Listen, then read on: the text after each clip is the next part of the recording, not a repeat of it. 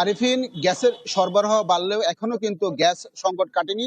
আমি রয়েছি একটি সিএনজি স্টেশনে, এখনো কিন্তু লম্বা লাইনে দাঁড়িয়ে আসলে গ্যাস নিতে হচ্ছে। আপনাকে যদি একটু দেখাই, আমি যে সিএনজি স্টেশনটিতে রয়েছি সেই সিএনজি স্টেশনে কিন্তু লম্বা লাইনে দাঁড়িয়ে আসলে গ্যাস নিতে হচ্ছে। যদিও কিছুক্ষণ আগে এই স্টেশনটিতে আসলে বিদ্যুৎ চলে গিয়েছে এবং বিদ্যুৎ চলে যাওয়ার কারণে কিন্তু এখন আসলে গ্যাস দিতে পারছেন না।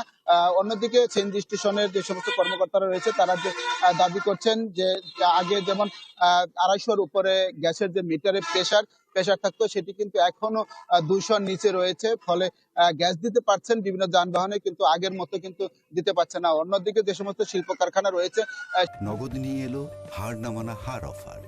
সর্বনিম্ন 10,000 টাকা রেমিটেন্স নগদে পাঠালে থাকছে স্বর্ণের হার জেতার সুযোগ।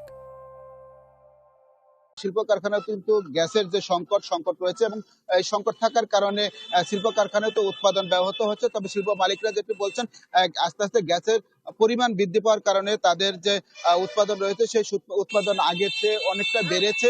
তবে আরো গ্যাসের যে সংকট রয়েছে সেই সংকটটি যাতে দ্রুত নিরসন হয় সে দাবি তারা জানিয়েছে।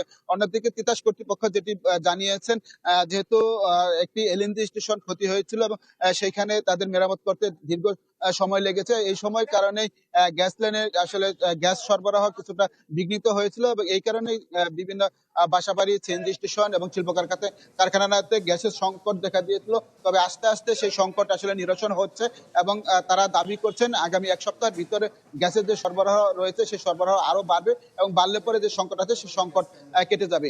এই ছিল এখান থেকে সর্বশেষ খবর। আর রফিক, ধন্যবাদ আপনাকে।